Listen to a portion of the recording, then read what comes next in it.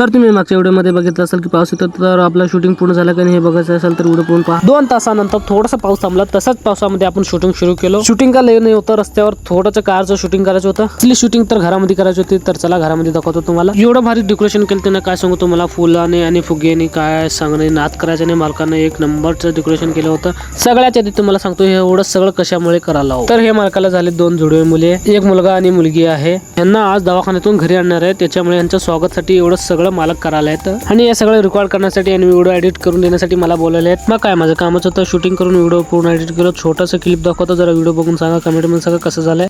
आता सध्याला युट्यूबवर एक गाण्यासोबत व्हिडिओ दिसणार नाही, कशामुळे म्हणजे माझ्या व्हिडिओला कॉपीराइट येऊ शकते. तुम्हाला गाण्यासोबत बघायचं असेल तर माझ्या इंस्टाग्राम आयडीवर जाऊन बघू शकतो, गाण्यासोबत आहे. व्हिडिओ आवडला तर लाईक करा, सबस्क्राईब करा. मग भेटूया दुसऱ्या ब्लॉगमध्ये.